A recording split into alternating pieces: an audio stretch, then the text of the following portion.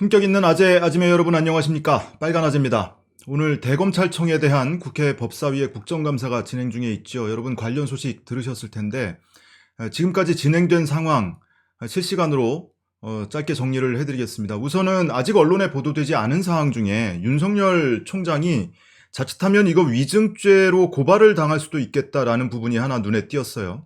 그 부분이 뭐냐면 지금 핵심되는 것이 라임 사건과 관련해서 제대로 보고가 이루어졌느냐, 법무부 장관에게도 보고가 이루어지지 않았고 야당 정치인과 관련해서요. 법무부 장관에게도 보고가 이루어지지 않았고 그리고 이전에 전 남부지검장이 윤석열 총장에게 직보를 했다. 대검의 반부패 강력부장을 패싱했다. 이 두 가지 보고 문제가 지금 불거지고 있습니다. 우선은 법무부 장관에게 보고를 해야 하는 규정이 있죠. 검찰 보고 사무 규칙이 있습니다. 이 규칙에 대한 보고는 각급 검찰청의 장이 상급 검찰청의 장과 법무부 장관에게 동시에 하여야 하며 다만 특별한 사유가 있을 때에는 법무부 장관에게 먼저 보고를 한 뒤에 상급 검찰청 장에게 보고를 할 수 있게 되어 있습니다. 그러니까 검찰 보고 사무 규칙상으로 보고를 할 때는 검찰총장과 법무부 장관에게 최소한 동시에 해야 되고 특별한 사유가 있을 때는 검찰총장에 앞서서 법무부 장관에게 보고를 먼저 하도록 이렇게 규정이 되어 있습니다. 그리고 보고 대상을 한번 보시면 각급 검찰청의 장은 다음의 사건에 관하여 검찰 사무 보고를 하여야 한다라면서 사망의 국회의원 관련된 범죄가 보고 대상으로 들어가 있습니다. 자, 이런 내용을 보더라도 최소한 동시에는 법무부 장관에게 보고가 됐어야 하는데 법무부 장관에게 일절 보고된 바가 없죠. 그러면은 반부패 강력부장을 왜 패싱했느냐? 유독 야당 정치인에 대한 보고는 반부패 강력부장을 패싱했다. 그러니까 대검과 법무부에서 야당 정치인이 부패범죄에 연루돼 있다라는 사실을 인지하고 있었던 사람은 유독 한 사람, 유일한 사람이 바로 윤석열 검찰총장이었다는 겁니다. 그렇죠? 법무부에도 보고 안 됐죠. 그리고 대검에도 반부패 강력부장을 패싱하고 윤석열 총장에게만 보고가 이루어졌으니까 윤석열 총장 유일하게 법무부와 대검을 통틀어서 유일하게 알고 있는 사람이었다. 윤석열 총장은 이렇게 얘기를 해요. 반부패 부장은 총장의 참모다. 총장에게 보고를 하기 위한 절차에 불과한 것이지 이 직보는 일선 지검장이 총장에게 직보를 하는 것은 참모하고 공유를 하지 말아달라는 의미다 라고 주장을 합니다. 그런데 이것은 기본 인식의 차이죠. 법무부에 보고를 하고 또는 일선 대검의 해당 부장에게 거쳐서 보고를 하게 돼 있는 것은 여러 단계를 통해서 민주적 절차를 지키기 위한 겁니다. 검찰에 대한 민주적 통제를 하기 위한 장치도 있죠. 그래서 검찰총장보다 오히려 보고 대상으로 법무부 장관을 앞세워 놓는 거고요. 그리고 검찰총장 혼자 어떤 사건을 보고받거나 알고 있으면 검찰총장에 의해서 여러 가지 사유가 있을 수 있는데 그 사유에 의해서 이 사건이 왜곡될 소지가 있기 때문에 바로 이 사건처럼 왜곡될 소지가 있기 때문에 이런 규정을 만들어 놓은 것인데 이것을 지금 따르지 않았다라는 거고.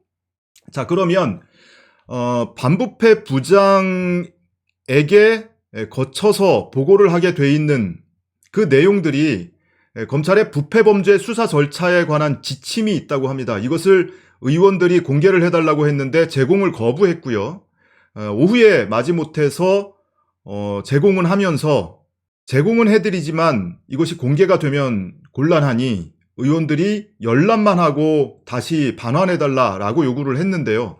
그래서 그 내용은 지금 국회 국정감사 과정에서도 구체적인 내용이 지금 공개되지는 않고 있습니다. 다만 박주민 의원이 질의를 하면서 이걸 받아보고 질문을 한 거예요. 윤석열 총장이 이 야당 관계자 등에 대해서 수사가 거의 마무리 단계에 있다.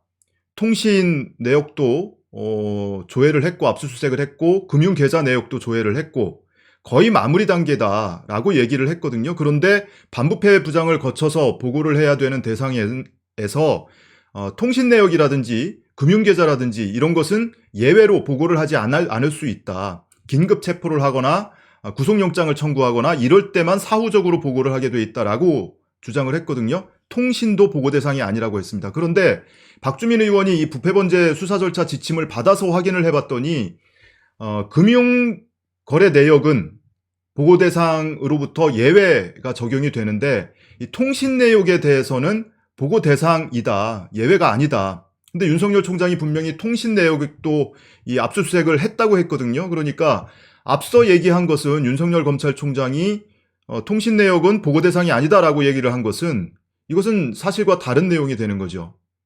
알고 얘기했든 모르고 얘기를 했든 이와 관련한 의원들의 질의를 받고 답변을 하는 과정에서 옆에 참모들의 조언을 들어가면서 답변을 했거든요. 그런데 통신 내역은 보고 대상이 아니라고 했습니다. 알고 보니 통신 내역 압수수색했고요. 통신 내역도 보고 대상이더라. 이렇게 시간이 없어서 박주민 의원이 사실관계 확인을 하고 넘어가기는 했는데 이거는 윤석열 검찰총장이 사실과 다른 증언을 한 셈이어서 어쩌면 이거 위증 시비가 있을 수 있겠다라는 생각이 듭니다. 자, 그 다음에 김용민 의원이 아직까지 알려지지 않았던 사실을 오늘 하나 공개를 했는데요. 어제 2차 입장문을 언론사에 보낸 김봉현 씨 있죠. 김봉현 씨는 기본적으로 범죄 피의자입니다. 그런데 김봉현 씨가 유치장에 체포돼서 유치장에 입감돼 있을 때 가장 먼저 방문한 사람, 유치장에 방문한 사람, 그 사람의 이 명단을 입수를 해서 김용민 의원이 공개를 했는데요. 자, 이 화면을 보시면 4월 24일에 일반인 면회 기록으로 신청자가 박모 씨 지인으로 돼 있고요. 변호인 면회 기록으로 이모 변호사가 면담한 걸로 기록이 돼 있습니다. 그런데 이 박모 씨, 가장 먼저 면담한 일반인 박모 씨가 누구냐? 김용민 의원이 추정하기로는 어제자 이 김봉현 씨가 언론사에 보낸 이 서면에 검찰 수사관이 본인의 도피를 도와줬다고 기록이 돼 있단 말이죠. 그래서 김용민 의원이 추정하기로는 검찰 수사관들이 이 김봉현 씨의 도피를 도와줬다면 이 자체로 엄청난 이 범죄인데 지금 여기에 유치장에 가장 처음으로 방문한 사람 이 박모 씨가 수사관이고 검찰 수사관이고 이 김봉현 씨의 입막음을 하기 위해서 간 거 아닌지 심히 의심스럽다. 필히 확인이 필요하다라고 얘기를 합니다. 자, 그리고 앞서서 보고 대상 이야기를 하면서 이 윤석열 총장은 법적으로 보면 검찰총장은 장관의 부하가 아니다. 법무부 장관의 부하가 아니다.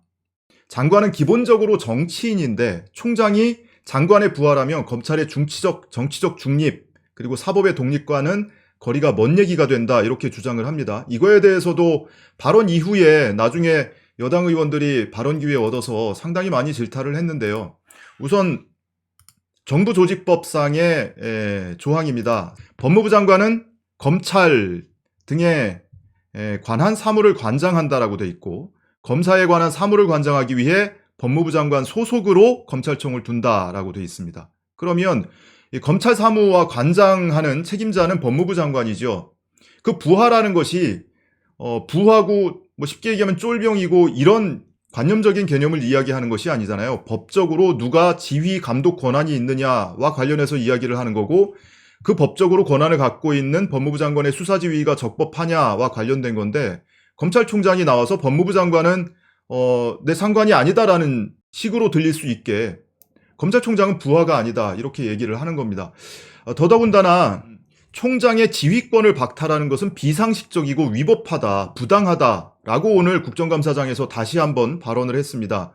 중범죄 저지른 사람 얘기 하나를 가지고 법무부 장관이 검찰총장의 지휘권을 박탈하는 것은 위법하다라는 거예요. 이 수사 지휘도 어떤 개별 사건에 대해서 어떻게 처리할지에 대해서 수사를 지휘하는 것까지는 모르는데 그 수사와 관련해서 검찰총장의 지휘권을 박탈하고 쉽게 얘기하면 빼버렸다는 표현을 썼는데 이 수사 보고라인에서 배제를 해버렸기 때문에 이것은 위법하다라는 주장인데요. 지금 이와 같이 법무부와 관련한 정부조직법상의 법무부 장관이 검찰 조직과 관련한 지휘, 감독 권한을 갖고 있고 검찰 사무를 관장하는 주체로 규정이 되어 있습니다. 더더군다나 추미애 장관이 이 수사 지휘를 하고 나서 청와대에서 언론의 질문에 답변하는 형식을 취해서 대변인이 발표를 했죠. 대통령도 불가피하다라는 것이 청와대의 입장이다라고 발표를 했는데, 여기에 대해서 검찰총장이, 수사지휘의 대상자인 검찰총장이 그것이 위법하다라고 한다면 법무부 장관도 위법한 행위를 한 거고 대통령도 위법한 행위를 지시한 거라는 이야기냐, 이런 문제 제기가 있었습니다.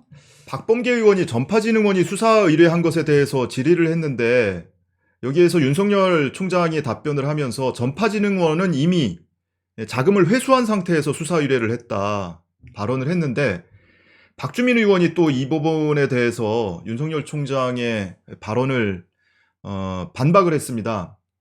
전파진흥원이 피해를 안 본 걸로 안다고 이야기를 했는데, 그래서 뭐 수사가 무혐의 처분 내려질 수 있다라고 했는데, 이미 전파진흥원이 수사 의뢰서를 제출할 당시에 본인들을 위해서 의뢰하는 게 아니라고 이미 적혀 있더라는 겁니다. 다수의 선의의 국민이 피해를 볼까봐 의뢰를 한다고 이렇게 수사 의뢰를 했는데, 전파진흥원이 피해를 본 게 없기 때문에 무혐의 처분한 게 잘못이 아니다라고 답변을 한 것은 매우 부적절하고 잘못된 답변이라는 거죠. 전파진흥원이 수사 의뢰할 때 본인들은 이미 자금을 회수했고 다수의 일반 국민들의 피해가 있을까봐 수사 의뢰를 한다고 했는데, 그 부분에 대해서 살펴봤어야 하는 것 아니냐. 그럼에도 불구하고 한참 이전 단계에서 무혐의 처분한 것이 문제가 없다라고 답변을 하는 것은 부적절하다라는 점을 짚기도 했습니다. 자, 이 정도로 짧게 소식 전해드리겠습니다. 여러분, 지금도 아마 끝나지는 않았을 것 같은데요. 뭐 저녁 식사 이후에도 진행이 될지 모르겠는데, 오늘은 이 정도로 짧게 소식 전해드리고 마치겠습니다. 감사합니다.